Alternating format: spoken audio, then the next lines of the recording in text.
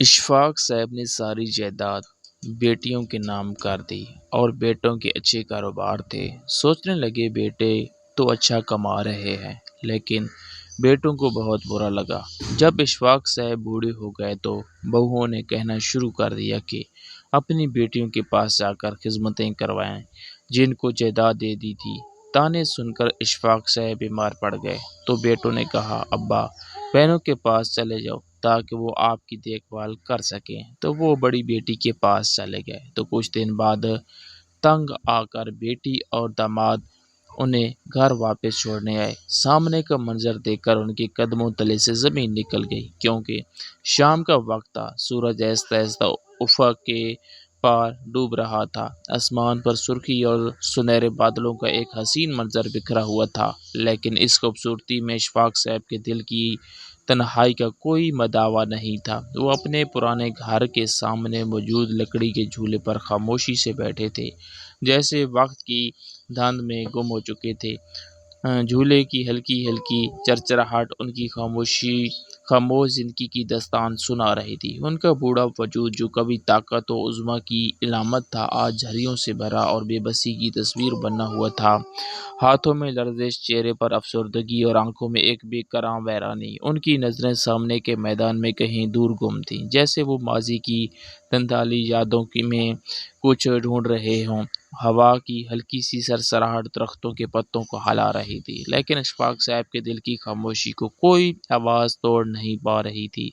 ان کی زندگی کے ساتھی، ان کے بچے سب دور ہو جا چکے تھے اور آج وہ اپنے ہی گھر میں اجنبی بن کر بیٹھے تھے۔ یہ وہی گھر تھا جہاں کبھی ہنسی، محبت اور کہکے گونجتے تھے، لیکن اب وہاں خاموشی اور تنہائی کا راج تھا۔ اشفاق صاحب کی آنکھوں میں نمی تھی، لیکن انہوں نے آنسوؤں کو چھپانے کی کوشش نہیں کی تھی، کیونکہ وہ جانتے تھے کہ ان کے پاس اب صرف آنسو ہی بچے ہیں، اور وہ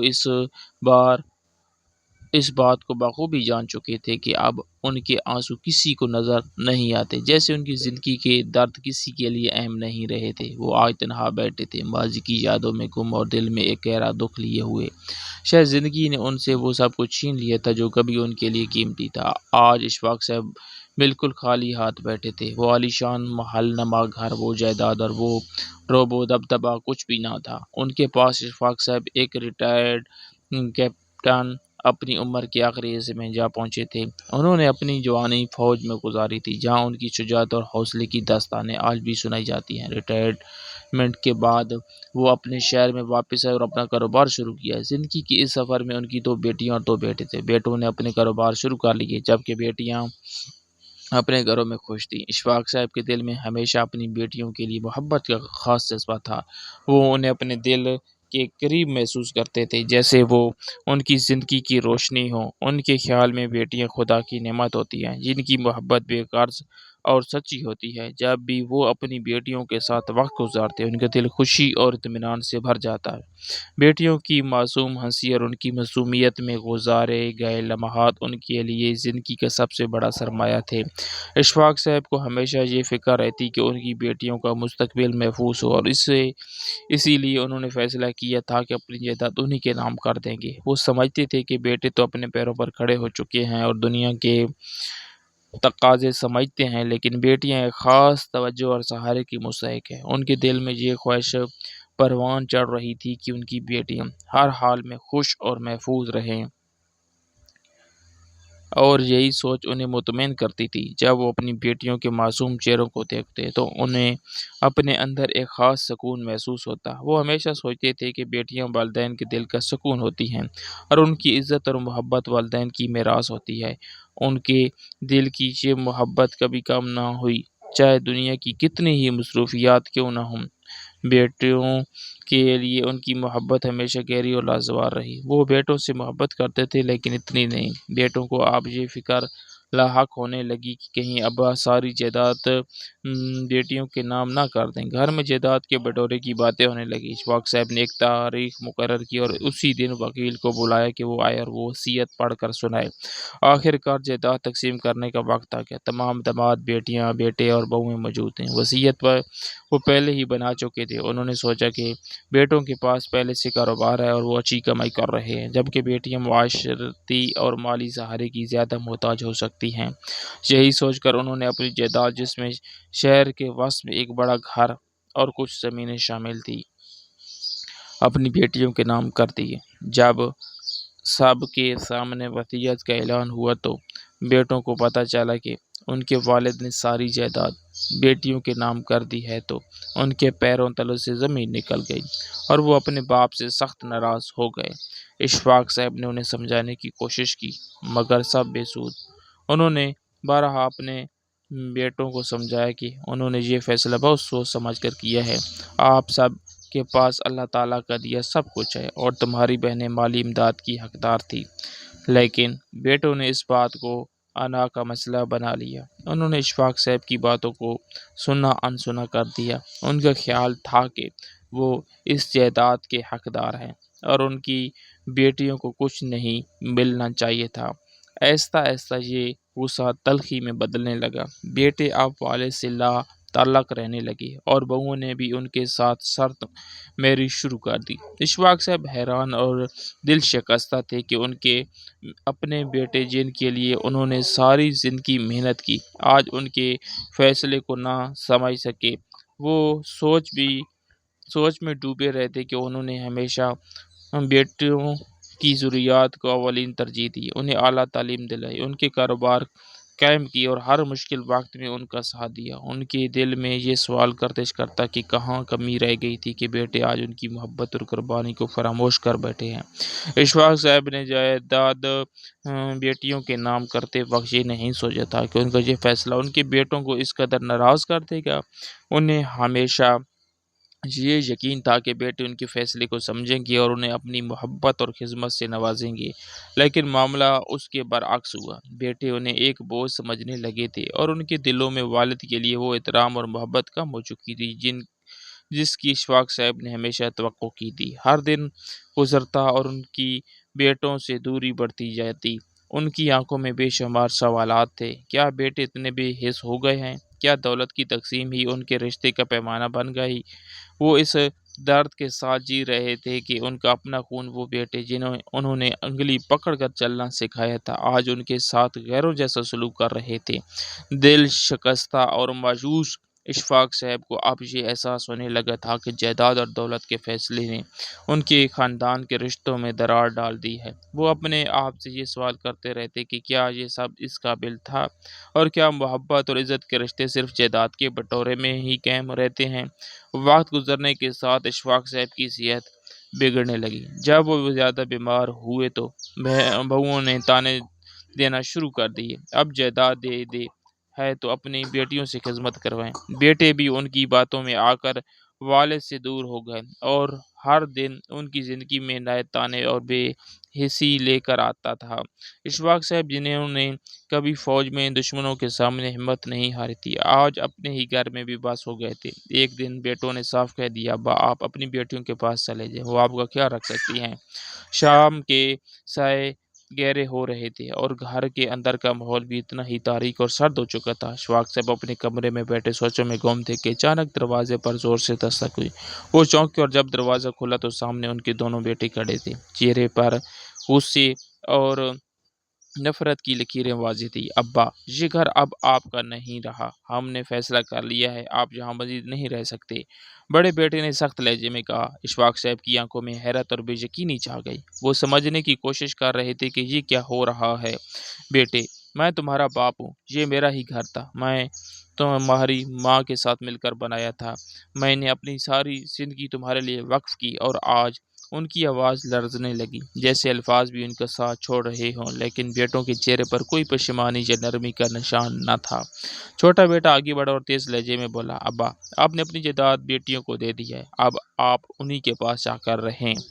ہمیں یہاں اور کوئی ذمہ داری نہیں لینی۔ اشفاق صاحب کی آنکھوں میں آنسو بھر آئے۔ وہ اپنی لاٹھی کا سہارا لے کر کھڑے ہوئے، لیکن ان کا جسم تھکن اور مایوسی سے چور ہو چکا تھا۔ جیسے ہی وہ دروازے کی طرف بڑھے، بڑے بیٹے نے ان کا بازو پکڑ کر زور سے کھینچا اور دھکا دے کر دروازے کے باہر کر دیا۔ اشفاق صاحب کا کمزور اور جسم توازن برقرار نہ رکھ سکا اور وہ گھر کی دہلیز پر ہی گر پڑے۔ ان کی لاٹھی زمین پر گرتے ہی دور جا گری اور ان کا دل ایک لمحے کے لیے جیسے رک سا گیا۔ زمین کی سختی سے زیادہ انہیں بیٹوں کی بے رحمی نے چوٹ پہنچائی تھی۔ دروازہ بند ہو چکا تھا۔ گھر کے اندر سے آوازیں آنا بند ہو گئی، جیسے وہ گھر اب ان کے لیے اجنبی بن چکا ہو۔ اشفاق صاحب نے کانپتے ہاتھوں سے اپنے آنسو صاف کیے اور سڑک پر گرے ہوئے اپنے سامان کو اٹھانے لگے۔ ان کے دل میں ایک گہرا درد تھا، جیسے ان کی ساری زندگی کی محنت اور محبت کسی لمحے میں بیکار ہو گئی ہو۔ وہ آہستہ آہستہ اپنے قدموں کو گھسیٹتے ہوئے سڑک پر چل پڑے، دل میں ایک ناقابل بیان دکھ لیے ہوئے۔ وہ جو کبھی اپنے بیٹوں کی زندگی کا محور تھے، خود ان کے لیے ایک بوجھ بن گئے تھے۔ دل پر پتھر رکھ کر اشفاق صاحب اپنی بڑی بیٹی کے پاس چلے گئے۔ بیٹی نے اپنے والد کا استقبال تو کیا، لیکن داماد کی خاموشی اشفاق صاحب کے لیے کسی آزمائش سے کم نہ تھی۔ بیٹی اپنے والد کی دیکھ بھال کرنے کی پوری کوشش کرتی رہی، مگر داماد کی طرف سے بڑھتی ہوئی ناراضگی نے ماحول کو تناؤ سے بھر دیا۔ چند ہفتے گزرے اور پھر ایک دن داماد نے صاف صاف کہہ دیا کہ یہ ذمہ داری اب وہ مزید نہیں اٹھا سکتے۔ بیٹی کے آنسو اور مجبوریوں نے اشفاق صاحب کو مزید بیزار و مددگار کر دیا۔ داماد اور بیٹی نے آخر کار انہیں واپس گھر چھوڑنے کا فیصلہ کیا۔ وہ انہیں گلی کی نکڑ پر چھوڑ کر واپس چلے گئے۔ اشفاق صاحب تھکے ہوئے قدموں سے گھر کی دہلیز تک پہنچے۔ دل میں ایک عجیب سی امید اور بے یقینی کا احساس تھا کہ شاید بیٹے انہیں واپس بلائیں گے، شاید وہ اپنے کیے پر پچھتائیں۔ انہوں نے کانپتے ہاتھوں سے دروازے کی چابی نکالی اور جیسے ہی چابی کو تالا میں گھمایا، دروازے کی ہلکی سی چرچراہٹ نے خاموشی کو توڑا اور دروازہ کھولتے ہی سامنے کا منظر دیکھ کر ان کی آنکھیں حیرت اور خوف سے پھیل گئی۔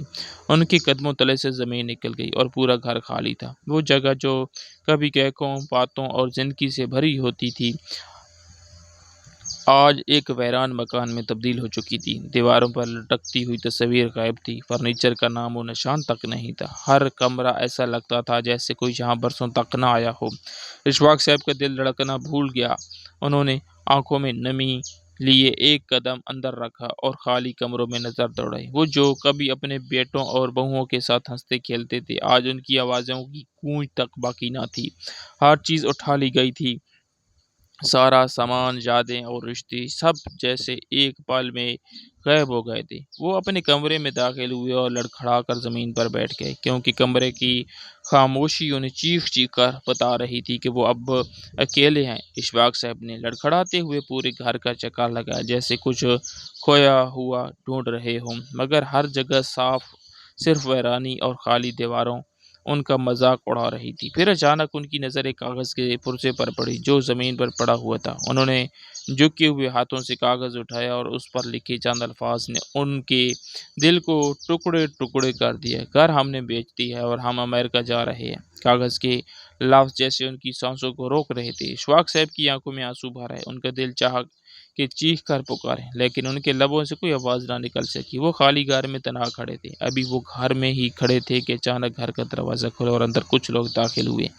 انہوں نے اشفاق صاحب کو بتایا کہ وہ اس گھر کو گرا کر نیا پلازہ بنانے والے ہیں۔ اشفاق صاحب نے آنسو بھرے آنکھوں سے کہا، مت توڑیں اس گھر کو، یہ میرا سب کچھ ہے۔ لیکن ان کی آواز جیسے ہوا میں تحلیل ہو گئی۔ مزدوروں نے ان کی بات سنی انسنی کر دی اور اپنے کام میں لگے رہے۔ اشفاق صاحب کی لرزی آواز اور کانپتے ہاتھ کسی کو نہیں روک سکے۔ بیٹوں نے بے رخی سے انہیں دھکیلتے ہوئے گھر کے باہر کر دیا، جیسے وہ وہاں کے مکین نہیں بلکہ ایک بوجھ ہوں۔ باہر موجود بینچ پر وہ بے بسی کے عالم میں بیٹھ گئے۔ ان کی نظریں اپنے گھر کی ٹوٹتی دیواروں پر جمی تھیں اور وہ ہر اینٹ کے گرنے کے ساتھ ان کا دل بھی ٹوٹ رہا تھا۔ یہ وہی گھر تھا جسے انہوں نے اپنی زندگی بھر کی محنت اور محبت سے تعمیر کیا تھا، جہاں ہر کونے میں ان کی یادیں بکھری ہوئی تھیں، اور اب وہی گھر ان کی نظروں کے سامنے ملبے میں تبدیل ہو رہا تھا۔ بینچ پر بیٹھے وہ دل ہی دل میں یہ خیال کر رہے تھے کہ کیا زندگی کی یہی حقیقت ہے؟ کیا میری ساری قربانیاں، میری محبت، میرے خواب سب مٹی میں مل جائیں گے؟ یہ وہی بیٹے ہیں جنہیں میں نے اپنی انگلی پکڑ کر چلنا سکھایا تھا، جن کی زندگی کی ہر ضرورت پوری کی۔ آج وہی بیٹے مجھے میرے اپنے ہی گھر سے بے دخل کر رہے ہیں۔ کیا یہ وہی محبت تھی جو میں نے انہیں سکھائی تھی؟ ان کے دل میں سوالوں کا طوفان اٹھ رہا تھا، لیکن ان کا جواب دینے والا کوئی نہ تھا۔ وہ بس بیٹھے دیکھتے جا رہے تھے، جیسے ان کی ساری زندگی کی محنت ان کے سامنے بکھرتی جا رہی ہو اور وہ کچھ بھی نہیں کر سکتے تھے۔ ہر ٹوٹتی دیوار کے ساتھ اشفاق صاحب کے اندر کی طاقت بھی کمزور ہو رہی تھی، اور آخر میں صرف ایک گہری خاموشی باقی رہ گئی تھی، جو ان کی زندگی کی شکست کا ثبوت تھی۔ اشفاق صاحب بینچ پر کچھ دیر بیٹھے رہے، آنکھوں میں نمی اور دل میں ایک بے قرار درد لیے۔ ہر لمحہ انہوں نے اس تلخ حقیقت کا احساس دلا رہا تھا کہ اب ان کے پاس کچھ بھی نہیں بچا، نہ گھر، نہ اولاد، نہ محبت، وہ جنہوں نے اپنی زندگی کا ہر خواب اپنے بچوں کے لیے قربان کیا تھا، آج بے یار و مددگار کھڑے تھے۔ بالآخر ایک گہرے سانس لیتے ہوئے انہوں نے بینچ سے اٹھنے کا فیصلہ کیا۔ ان کی ٹانگیں لرز رہی تھی، مگر وہ جانتے تھے کہ اب یہاں رکنے کا کوئی فائدہ نہیں ہے۔ یہ جگہ جہاں کبھی ان کی ہنسی مسکراتی زندگی تھی، اب ان کے لیے صرف درد کی یادگار بن چکی تھی۔ وہ بغیر کسی سمت یا منزل کے چلنے لگے، ہر قدم کے ساتھ ان کا دل مزید بوجھل ہوتا جا رہا تھا۔ وہ ایک انجانی راہ پر نکل پڑے، نہ جانتے ہوئے کہ کہاں جا رہے ہیں۔ ان کے پیروں میں جوتے پرانے اور فرش سخت تھا، لیکن اس وقت جسمانی تکلیف ان کے لیے ان کے دل کی تکلیف کے سامنے بے معنی تھی۔ دن کی روشنی مدھم پڑ رہی تھی اور شام کی ہلکی سی سرد ہوا ان کے چہرے سے ٹکرا رہی تھی۔ ان کے کندھے جھکے ہوئے تھے، جیسے وہ پوری دنیا کا بوجھ اٹھائے اپنے لیے چل رہے ہوں۔ ذہن میں خیالات کا ہجوم تھا، اب کہاں جاؤں، کس سے مدد مانگوں، کیا زندگی کا یہ سفر اب اس طرح ختم ہو جائے گا؟ وہ اپنے گرد نواح سے بے خبر بس چلتے جا رہے تھے، نہ کوئی مقصد، نہ کوئی سہارا۔ ان کے پاس کچھ بھی نہیں تھا، نہ رشتے، نہ یادیں، نہ کوئی ٹھکانہ۔ زندگی کی ساری اور رونقیں پیچھے چھوٹ چکی تھی، اور اب صرف ایک سنسار راہ تھی جو سامنے پھیلی ہوئی تھی، مگر ان کی آنکھوں میں پھر بھی ایک عجیب سی روشنی تھی، شاید وہ آخری امید کا دیا جو انسان کی فطرت میں کبھی مکمل طور پر بجھتا نہیں۔ وہ امید کی شاید کہیں کسی موڑ پر کوئی نئی راہ ان کا انتظار کر رہی ہو۔ چلتے چلتے اشفاق صاحب بس یہی سوچ رہے تھے کہ زندگی بھی کیا عجیب چیز ہے، کبھی یہ بھرپور تھی، کبھی خوشیوں سے معمور، لیکن آج صرف ایک بے رنگ سنسان راستے پر ان کے قدم تھک چکے تھے۔ وہ راستے کی جانب بسی سے قدم بڑھا رہے تھے، ہر قدم پر ایک گہرے دکھ کا سامنا کرتے ہوئے، اور دل میں یہ سوال ابھر رہا تھا کہ زندگی نے انہیں اس حال میں کیوں پہنچا دیا۔ رات کا اندھیرا پھیلنے لگا اور چاند کی ہلکی روشنی نے ماحول کو ایک اور پراسرار رنگ دیا۔ اشفاق صاحب کی توانائی ختم ہو رہی تھی، جسم کی کمزوری اور تھکاوٹ نے انہیں مزید چلنے سے روک دیا۔ وہ ایک ویران کونے میں بیٹھ گئے، جہاں سرد ہوا ان کے بدن کو مزید سست کر دیا۔ جیسے ہی وہ وہاں بیٹھے، ان کی آنکھیں نیند اور دکھ کی گہرائی میں ڈوبنے لگی۔ انہیں اپنی زندگی کی ہر ایک خوشی، ہر ایک کامیابی اور سب سے بڑھ کر اپنی اولاد کی بے اعتنائی یاد آ رہی تھی۔ ان کے دل میں ایک خراب خیال آیا، کیا واقعی یہ سب بیکار تھا؟ کیا ان سب قربانیوں کا کوئی مطلب نہیں تھا؟ رات گہری ہوتے ہی اشفاق صاحب کی حالت تیزی سے بگڑنے لگی۔ ان کے جسم نے کام کرنا بند کر دیا اور سردی نے ان کی ہڈیوں تک پہنچنا شروع کر دیا۔ ان کی آنکھیں بند ہونے لگی اور انہوں نے محسوس کیا کہ ان کی زندگی کی آخری چمک بھی مدھم ہو رہی ہے۔ پھر ایک لمحہ ایسا آیا کہ اشفاق صاحب نے اپنی آنکھیں بند کی اور زندگی کی آخری سانس لی۔ اپنے بچپن سے لے کر آخری وقت تک کی تمام یادیں ان کے ذہن میں گردش کر رہی تھی۔ ان کی آنکھوں کے سامنے ماضی کی ایک فلم سی چل رہی تھی، جو ہر لمحہ کو جلا دیتی تھی۔ وہ یادیں جو کبھی زندگی کی روشنی تھی، آج ان کی آخری گواہ بن گئی تھی۔ بچپن کے خوشگوار دن جب وہ اپنے والدین کے ساتھ کھیلتے تھے، اسکول کے دن جب انہوں نے علم کا پہلا ذائقہ چکھا تھا، اور جوانی کے وہ لمحے جب انہوں نے اپنی زندگی کی شروعات کی۔ انہوں نے اپنی شادی، بچوں کی پیدائش اور زندگی کی ہر خوشی کو اپنے دل میں بسانے کی کوشش کی، لیکن اس تمام عرصے میں شاید کچھ لمحے ایسے بھی تھے جو انہیں بھولنے نہیں، وہ لمحے جب انہوں نے اپنے خوابوں کی حقیقت میں تبدیل کرنے کی کوشش کی، لیکن ان کی خواہش کبھی پوری نہ ہو سکی۔ ان کی زندگی کی آخری یادیں ان کی بیٹیوں کی محبت اور بیٹوں کے ساتھ گزری ایک بھری زندگی کی یاد دلاتی تھی۔ ان کی بیٹیوں کے چہرے جو کبھی ان کے دل کے قریب تھے، اب ان کی آنکھوں کے سامنے ہنس رہی تھی، جیسے وہ ان کی محبت کا آخری پیغام لے کر آئی ہوں۔ خوش اور دکھ کی یادیں، امید اور مایوسیاں، سب ایک ساتھ ان کی آنکھوں کے سامنے گھوم رہی تھی۔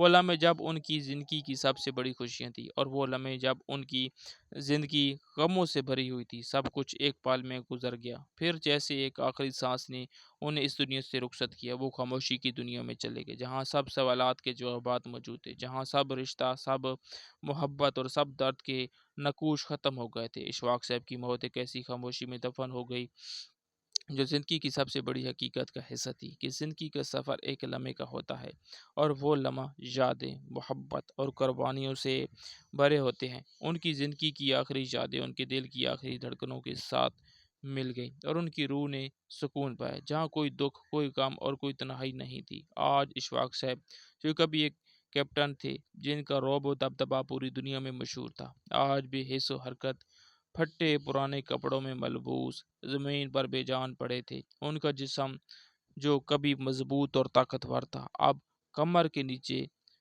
گھٹ چکا تھا، اور جسم کی ہڈیاں نما ہو رہی تھیں۔ ان کی چہرے کی جھریاں اور آنکھوں کی گہرائی نے ان کی عمر اور زندگی کے بھاری بوجھ کو ظاہر کیا۔ زمین پر پڑا ہوا ان کا جسم سردی اور رات کی تاریکی کے ساتھ ملاپ کر رہا تھا، جیسے وہ ایک ناپسندیدہ پرانی یاد ہو۔ مٹی اور گردان ان کے کپڑوں پر ایک بھاری تہ چڑھا دی تھی۔ ان کے کپڑے اب پرانے اور پھٹے ہوئے تھے۔ چاند کی مدھم روشنی ان کی بدن کی خاموشی اور سسکیاں اجاگر کر رہی تھی۔ ان کے جسم گرد گرد کا منظر بھی زندگی کی بے ثباتی کو ظاہر کر رہی تھی، اور ان کی آخری حالت اس بات کی گواہ دے رہی تھی کہ سب کچھ عارضی ہوتا ہے، خواب، شان، عظمت اور سب کچھ عارضی۔ اشفاق صاحب کی حالت ایک کڑوی حقیقت کی عکاسی کر رہی تھی، کہ زندگی کا سفر کب ختم ہو جائے اور اس کے بعد کیا رہ جائے، یہ سب بے معنی ہوتا ہے۔